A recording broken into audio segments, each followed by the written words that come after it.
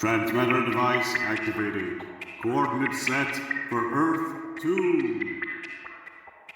Hey everyone, welcome to a very special episode of the Earth 2 podcast, your weekly exploration of the DC Comics multiverse and the legacy of their Golden Age characters through the Silver and the Bronze Ages of comics. I'm Peter Watson. I'm Martin Gray. I'm Brandon Peters. I'm Dan Butcher. I'm Christine Panton. I'm Steve Higgins. I'm Kenny Smith. I'm Ranger Gord Tolton. I'm Logan McFarlane. I'm Vince Hunt. I'm Tony Esmond. I'm Chuck Loredens. And I'm David Steele. Welcome back. Thank you for joining us. It's the first of three very special episodes of the Earth 2 podcast. Listeners, when we made our initial plans for the Earth 2 podcast way back in 2019, when I sat over a few evenings and wrote up the master list of comics that we were going to do, we were aware that there was a Seven Soldiers of Victory story that was told as backup strips across a number of issues of Adventure Comics. And our initial plan back in the day was that we'd do this over 2 episodes. We would just read them through, we'd do it over 2 episodes.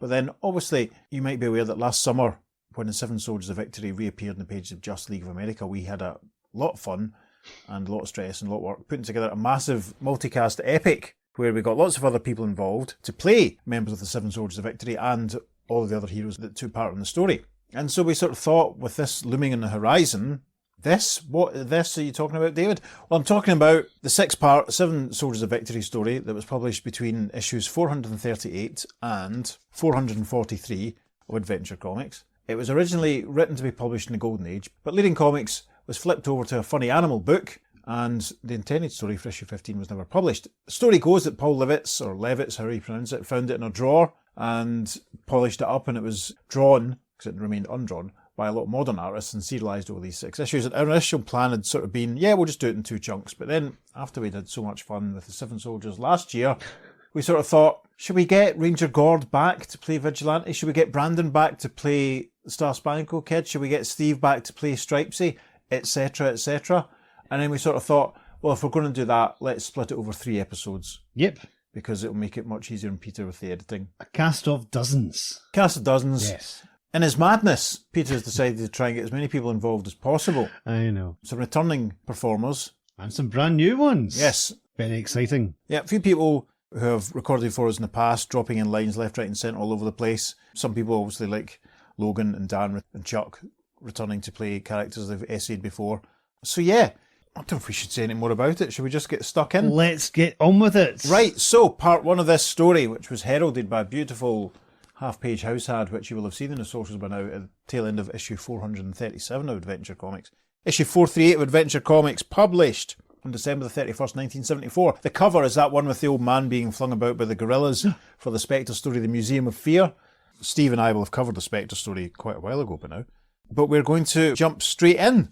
Our opening splash panel, which sets us all off, has a little scroll caption at the top, which reads, "This story is a classic adventure of the Seven Soldiers of Victory, written in the Golden Age of comics and discovered in our files after 30 years.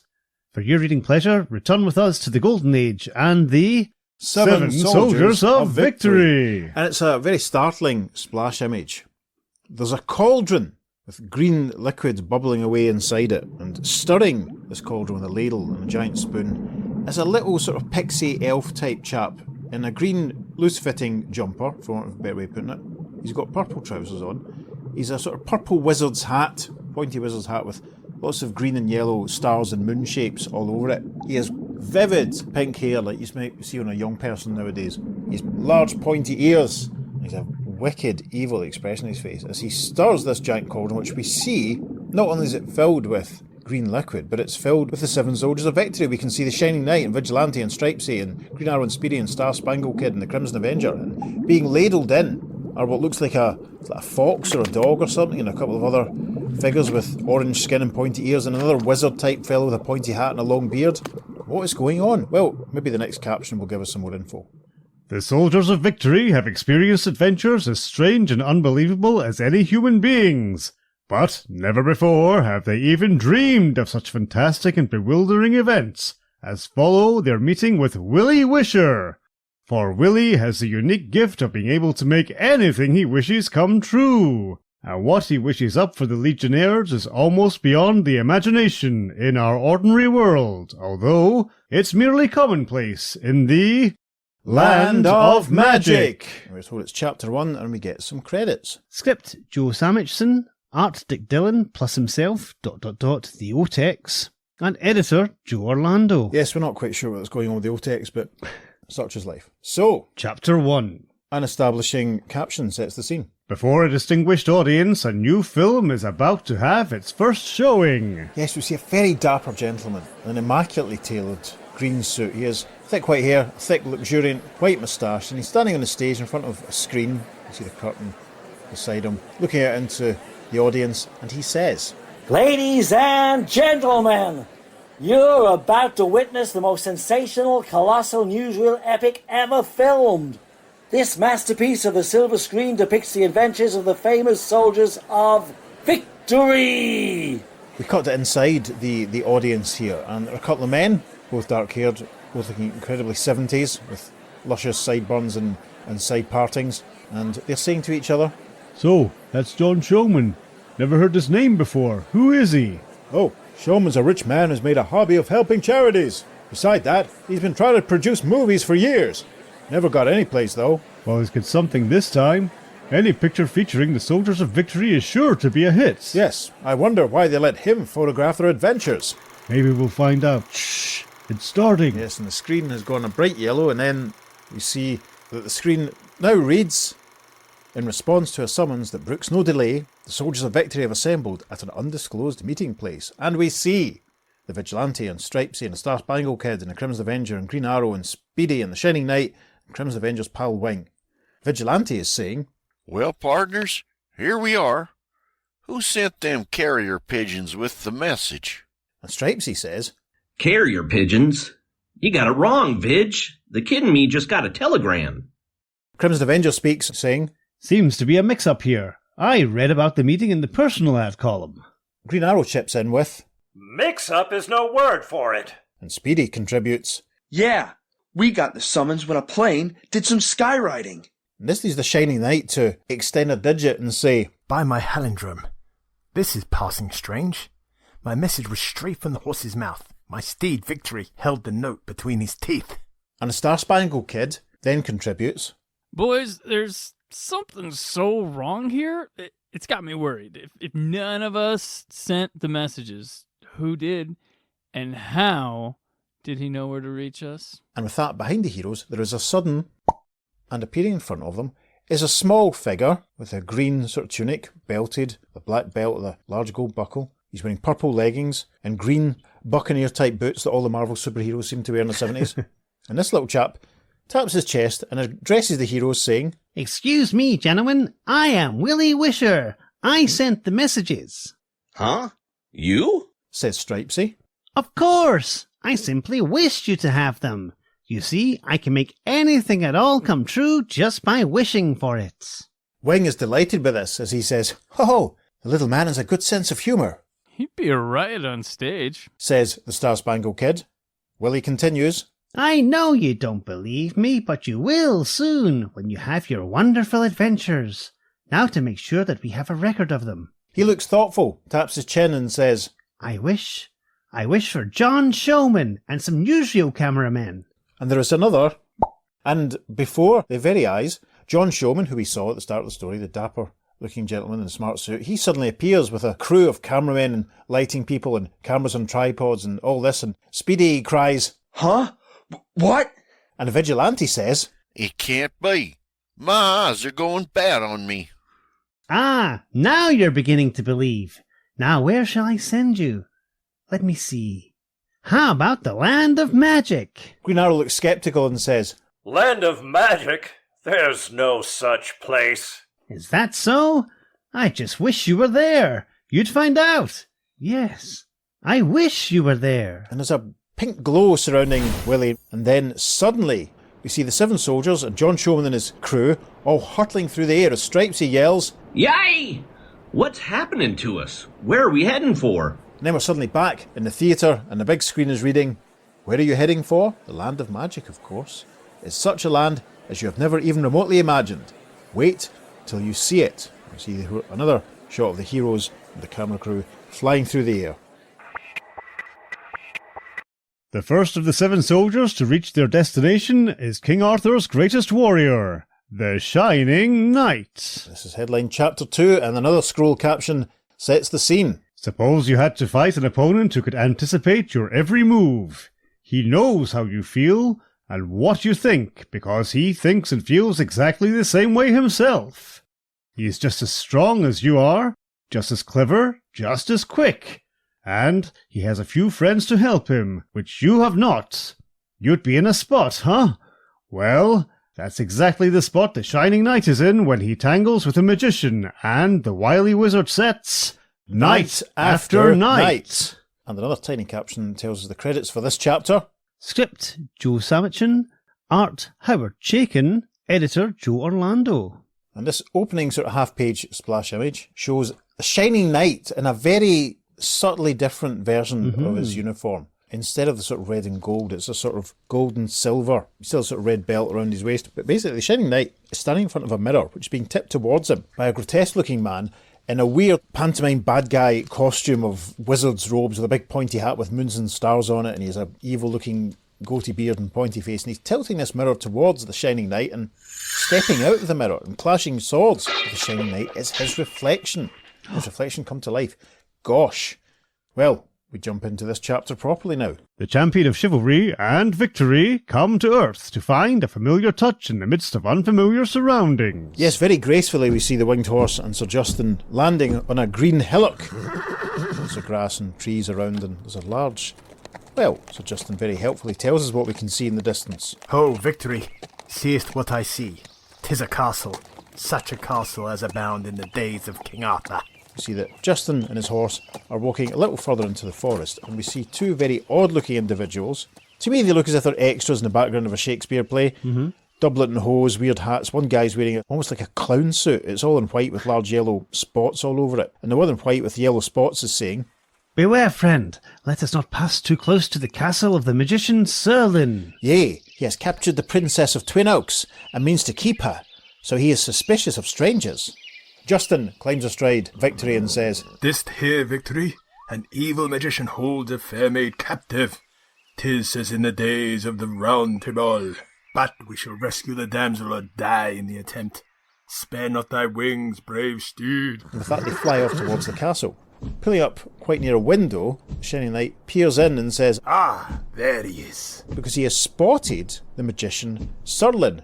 Dark robes with purple sort of highlights and a wizard's hat with moons and stars all over it. And he spots Sir Justin and winged Victory and proclaims, The Shining Knight. I've heard of him, but my magic will deprive him of his strength. And he gestures with his hands as Justin dismounts from Victory and climbs in the window of the castle. As he does so, the knight says, He may be dangerous. Wait without, Victory, while I dispose of this villain. He steps forward and punches Serlin in the next panel, saying, Ah! 'Tis my strength which will deprive him of his magic. And the wizard exclaims, Ye! as he falls backwards. Suddenly 2 other men have entered the scene, both again dressed in sort of doublets and hose, one in green predominantly, one in orange and yellow. They both have sort of Guy Gardner stroke He-Man haircuts.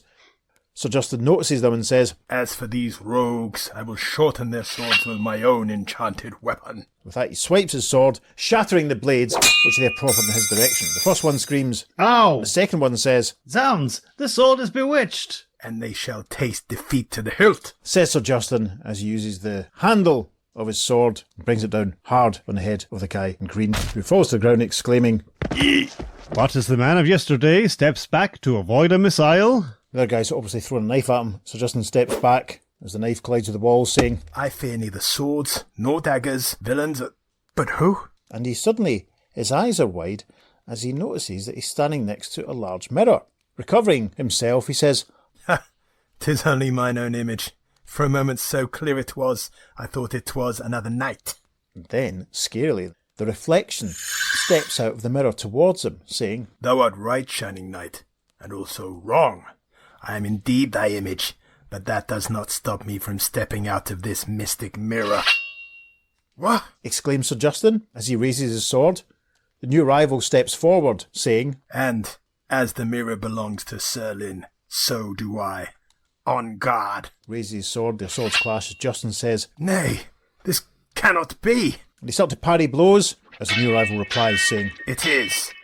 Thou wilt doubt no more when my sword cuts through thy coat of mail to thy heart.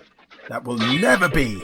Lay on, knight. Thou shalt soon have thy fill, says Sir Justin, as he parries and retaliates with his sword. But with each swordsman the exact duplicate of the other, never were opponents so evenly matched. Blade crashes on blade, and as the moments go by with no advantage to either knight... The fighting continues as Sir Justin says, By my troth, I have never thought to meet my equal with a sword, but I have met him today. Aye, and so have I. My arm tires, says the other one. Two more local figures, again dressed like exaggerated cartoon Shakespeare characters, leap forward, grabbing one of the knights. One of them has a sort of jester's hat on, the other is dressed in blue. That's how we'll tell them apart. The one in blue saying, That's what we're waiting for, knight. Surlin himself is also back on the scene, and he says, Now he cannot fight back. Thanks, Knight of the Mirror. The Sir Justin who's been captured, it seems, this is all very confusing, is held close as he thinks to himself, Now the magician will slay me, unless I think fast. But what can I do? Ah, I have it. And he says out loud to the jester figure, Let go of me, you scurvy knaves. Thou hast mistaken me for the real knight. He is your enemy. And the jester points to the other knight, saying, The other one? And then the figure in blue says, Which one have we, Master Serlin? The real knight or the one from the mirror? Surlin taps his chin thoughtfully and says, I myself cannot tell them apart. Best to take no chances. Seize him too. And he points at the other knight who's grabbed by an absolute Guy Gardner lookalike in blue, which is very amusing. Why, thou scurvy magician? And the new rival says, Save your breath, knight. You'll need it. There's a slow dissolve and a caption reads, Presently...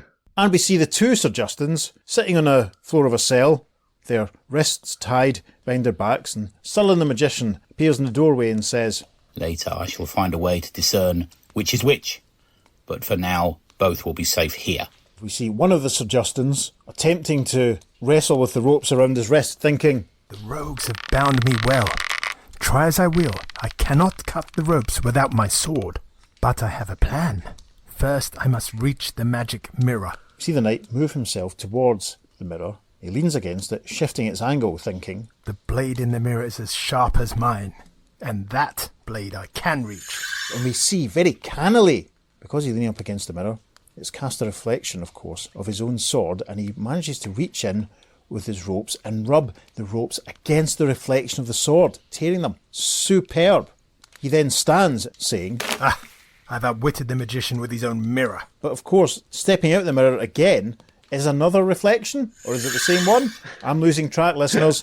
Again, Sir Justin raises his sword, saying, This time I will not fall victim to my own image. Forewarned, for I am forearmed. And he swipes his sword round, knocking the sword out of the hand of the reflection, who proclaims, I am undone. More thugs present no problem to the Shining Knight as he battles his way to the magician's throat. Yes, he's arrived in front of Surlin and strikes him, knocking off his hat, saying, Now, thou magicking rogue, either release the Princess of Twin Oaks or thy life will pay the forfeit. The princess? You don't understand, knight. Let me show you. And he gestures towards, well, I didn't see this coming. He gestures towards a pig on a spit and says, There is the Princess of Twin Oaks. A prize sow. Her owner promised to sell her to me, then changed his mind, so I took her by force. And I thought to find a damsel in distress. Well, at any rate, thou must return her to her owner. And as the magician promises to do no further harm... Yes, we see Sir Justin confusingly having a conversation with his reflection. Thou hast been a chivalrous opponent, knight. So before I return whence I came, this word of advice. Thou too can use the mirror. Step into it, and go where thou wilt. Thanks, fellow knight, is the reply. Sir Justin's winged horse flies in through the window as Sir Justin says, Ho, victory! I fear lest some misfortune has happened to our comrades, and there is only one man who knows where they have all gone. So, 'tis back to Willie Wisher for us, victory, and woe betide him if they have come to harm. And with that, Justin climbs onto the back of Winged Victory, and they fly into the mirror. The end. And another caption reads, Next issue, Green Arrow and Speedy must do battle with the stars and planets themselves to find the road back from the land of magic when they encounter the strangest innkeeper of all, the landlord of Father Time's Inn. On sale during the last week of February. And there's a couple of great little disembodied headshots of Green Arrow and Speedy, and another image of Green Arrow and Speedy floating around with some anthropomorphic versions of the moon and a couple of stars and planets and stuff, and it looks all very exciting, and indeed it is very exciting because that is in the next chapter we will read. And we now move on to the next chapter, which was in Adventure Comics issue 439, which is the one with Gwen lying on the ground with the Spectre hovering and the man firing his machine gun at the Spectre. And that was published on the 27th of February, 1975. Chapter 3 of the Seven Soldiers epic, and we get the scene-setting captions. The adventures of the 7 Soldiers of Victory in the unpredictable land of magic continue as we join Green Arrow and Speedy as they run into the looniest, most unearthly argument ever to take place. When comets and planets leave their orbits to play a part in settling it, the wizard archers must battle stellar opposition at Father Time's Inn. Gosh. There's another little scroll caption that reads, This hitherto unpublished classic Golden Age script is brought to you by Joe Samitson, writer, Lee Elias, artist, and Joe Orlando, editor. And a beautiful opening splash image. Looks though it was the source for the little drawing which rounded out the previous chapter, as we see Green Arrow and Speedy flying through the air, surrounded by versions of the moon and the sun and some other planets that have faces and arms and legs, and they're all floating around, and in front of them, sat on the ground with a large scythe beside him and a large hourglass and cradling a massive book which is called Heavenly Timetable, is a gentleman who's the spitting image of the late, great Mr. Peter Root. He has long white hair and long white beard and little round glasses, and he's looking at Ollie and Roy as they're being carried through the air by the moon and the stars. He's flicking through this book and he's thinking to himself, I can't find those fellows listed here. And so we enter the story properly with another caption. Upon their arrival in the land of magic, the archers find unexpected hospitality. Yes, we see Green Arrow and Speedy standing outside, it must be said, a very modern-looking building. It's a sort of hotel-style awning. It has a big sign above the awning which reads, Father Time's Inn, rooms by the week or century. Speedy rubs his chin and says, Gosh, GA, wonder what kind of boarders stay for a century. Let's go in and find out, Speedy. An inn is always a good place to pick up information, and maybe we can find out how to get home. Ollie and Roy enter the establishment, which really does look very modern in its stylings, wouldn't you agree, Peter? It looks like Fawlty Towers. Yes, with the reception desk and all that, and the tiled floor and the potted plants. There's a figure with a long white beard, wearing purpley grey robes and carrying a scythe, stood at the desk, and Speedy notices him and says, Father Time himself! Yes, and look at the boarders. All the heavenly bodies. And we see a range of figures standing in front of Father Time. There appears to be a couple of different versions of the moon in sort of crescent form, all with arms and legs, like they've just grown arms and legs, and there's what looks like the sun, who's a nose and a face, another planet with his arms and expression and legs, and what looks like Saturn in the background. There's also a couple more sort of humanoid looking figures. There's one chap standing wearing a crown who's a sort of pointed trident. There's another man who looks to be wearing kind of Greco-Roman armour, which is a big red sort of fin on the top. There's another guy with his back to us who's a very Jay Garrick-like Mercury helmet. He's holding a shield, and we can see a couple of other figures, and they all seem to be having an animated discussion with each other. Father Time is right at the front of all this, and Speedy looks at all this and says, Yes, and they seem to be having an argument. We can see what looks like a giant crab on the floor, and behind one of the moons, as Green Arrow and Speedy look on, as this moon is saying to Father Time, Father Time, you've got to admit that I'm the best first quarter moon you ever had. Father Time says, Yes, but... He gets interrupted by a very angry looking moon who continues, Never mind the buts. Here I get all polished up so I look nice in the sky, and what happens? Just when I come out to make a bow, the sun has to hide in the back of the earth to eclipse me. Yes, and we see the sun looking almost regretful and thoughtful here. Green Arrow and Speedy looking on as all this takes place, and the sun says, I couldn't help it. Astronomers figured out it was time for an eclipse, and I got to do what they say, don't I? The least you can do is let me go on again. Full moon here's willing to let me take his place for one night. You can see a full moon standing next to this little crescent blue moon. Ollie and Roy watching as Father Time says, Now, just a minute, boys, just a minute. I don't like to be a killjoy, but it can't be done. Rules are rules around here, and they can't be changed.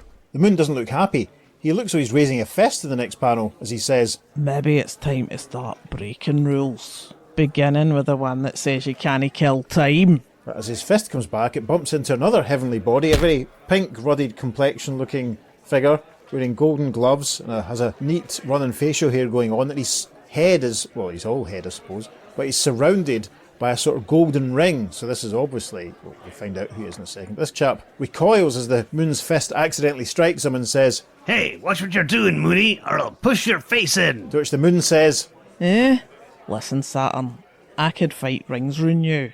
Want to see me do it? Tempers are running high, and in just a minute or two, they're all fighting. You can see the Moon and Saturn punching each other.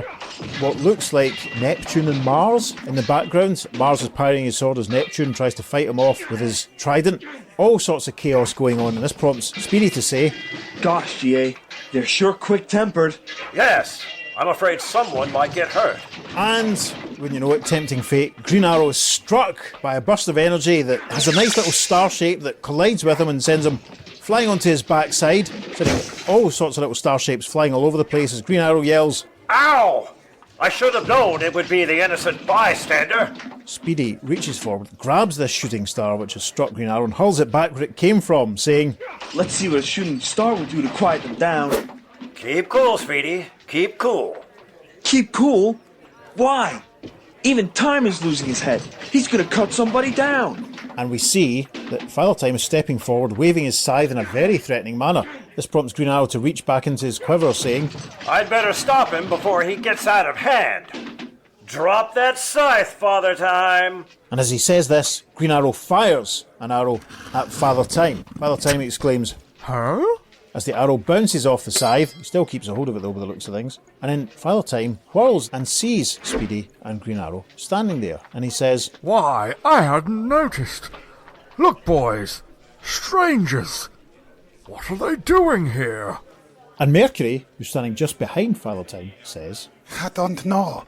I thought they were friends of yours. An angry-looking Father Time, flanked by Mercury and the full moon and Mars and Neptune, leans forward saying, Time is everybody's friend, and enemy at the same time. Get them! And with that, Mercury gets stuck into Roy, sending him flying, and Mars strikes Green Arrow with his shield, sending Ollie flying back, who proclaims, Mars and Mercury in conjunction. Ow! That's amazing. There's a slow dissolve. Presently, we see Green Arrow and Speedy sat, their hands tied behind their back, the celestial bodies looking down at them as Father Time says, 2 archers. Well, I already have an archer in the Zodiac, but 2 are always better than 1. Think I'll put them up in the sky in his place. They'll make a wonderful new constellation. Yes, and we see Father Time's imaginings of Ollie and Roy set in the stars, which is quite scary. We get a close-up of Father Time as he says, Well, I don't have time for them now, so they'll just have to wait. What a joke! Father Time with no spare time. We get a nice close-up of our 2 heroes as Speedy says, GA, I'm beginning to think Father Time's a whack. Yes, but while he's busy with other things, maybe we can throw his plans out of whack. Unseen by Father Time, Green Arrow uses his feet, which aren't tied, to grasp at Father Time's hourglass and lift it down from the counter, saying, If I can only turn Father Time's hourglass upside down without being noticed. Huh? What good will that do? What good? When the sands of time run backward, anything can happen. Speedy looks delighted as he spots, Look, GA, the ropes are untying themselves. Yes, I figured that would happen. The 2 heroes get to their feet, and Green Arrow observes, And with time reversed, Father Time and the first quarter moon are at the beginning of their argument again. Gosh, unexpecting that. Father Time notices his hourglass is down on the floor. He picks it up, saying, Say, who turned this upside down? Uh-oh, he's wise to us. And that means a load of trouble, kid. The constellations are coming right out of the sky to get us. Yeah, and we can see what looks like Leo and Sagittarius and Scorpio and Aries and a couple of others all starting to move up in the sky. Sagittarius manifests and appears in front of them. This is spectacular. He arrives and says, "So, you want to take my place, do you?" And he's firing arrows and bursts of energy all around, left, right and centre. As Speedy and Green Arrow duck out of the way. Green Arrow's saying, No, chum, I don't. I'm satisfied with my own place in the sun. as he punches out Cancer, he says, I'm not crabbing in the least. Stop! You'll knock the stars out of place and ruin all of the constellations. I certainly wouldn't want to do that. But Father Time, why not settle this quarrel once and for all? I've got an idea. and he draws the two crescent quarter moons together. The next panel, they're now holding hands and smiling at each other, and Green Arrow says, Why not let both quarter moons take full moon's place? All first quarter's friends will know about it and be proud of him, but nobody on Earth will suspect it. A wonderful idea, my friend. How can I reward you? and a slow dissolve, and we get a caption that reads, "How? Well, presently..." Yes, we see Green Arrow and Speedy, wide-eyed, delighted big smiles, speeding along on a golden heavenly body as Speedy yells, Nice of Father Time to send us home in this comet, isn't it, GA? and a small caption reads, "The end." We then have another large caption box with a dynamic image of Lee Travis and a caption that reads, Next, the Crimson Avenger learns that in the land of magic, kings make a full house. And that is the end of chapter 3. And that is the end of the stories we're going to cover for this first episode. What's your thoughts on it so far? Very silly, very fun, very enjoyable. Yeah. Howard Chaykin doing some art. I think it's the first Chaykin art we've had on this podcast. I think technically it is, but we did mention, I think, some of his work when we did our Atlas episode. Of course, yes, but we didn't cover it. But this is the first time he's contributed. Yes, I can't lie, I found some parts of the Shining Knight story to be a little confusing, because it definitely seemed at one point like that was a replacement reflection that sort of stepped out the mirror towards the end. Uh-huh. And there was points when I was reading it, I was going, I'm not actually quite sure which Shining Knight is actually speaking here. Yeah. It's maybe a bit easier when you read it. Yeah, it's the problem with two identical looking characters. Exactly. Yeah. Maybe if they'd made him sort of like, I don't know, given him an evil beard or made him have a stoop. That's it. Perfect. Yeah. Anyway, that's me bitching at Howard Chaykin. Reverse colours like Reverse Flash. Yes. That would have been much better. Very amused by the Green Arrow story. Yes, it was hilarious. Cosmic Hotel. It was ridiculous. Book for a night or for a century. I don't think there's anything in between. You can only do one or the other. Can I have 2 weeks in June? Nope. Nope. You can only have an hour or a century. I don't make the rules. Look at the sign. Who was the artwork in the Green Arrow story? That was not someone I was familiar with. Lee Elias. Is that someone you know? As a Golden Age artist. Ah. So that's great to get one of those guys in to do a Golden Age story. That's yeah, fantastic. I mean, it's weird because the shading and stuff feels very modern. There's a simplistic sort of element to the layout, but the figure work is all amazing. Yeah. All the different moons and stuff look really, really good. And Sagittarius and Mercury and all, they look really, really well rendered. You could believe they were sort of drawn by a quality artist. Indeed. As it were. The moon and Saturn sort of squabbling each other is very funny. Yes. And of course, the final panel of them flying through the cosmos on a big smiling comet. It's the cheeky smiley face that he's got. Yes. It's hilarious. It's lovely. I love it. It's great. Yeah, it's a fun start to proceedings. I mean, I felt that the intro chapter was maybe a little bit rushed. Yeah. Oh, they're all going to the land of magic. Right, why? Oh, right, they just go, right, okay, they just are, Okay. right, that's fine. But, yeah, Willie Wisher, he's amusing. Definitely. I can imagine him being brought back by Jeff Johns circa 2003, but made evil. Yeah. Can you imagine? I'm imagining it right now. It's very much like when Grant Morrison brought Quisp back. Yes. In GLA. That was, very much in that vein. Very much I can so. imagine that. Awesome. Listeners, we're going to save all the contemporary correspondence on these ones up to the final episode. Not there's too much of it, there's a little bit. We might even have read some of them out already in the Spectre episodes, but we'll see how we got on.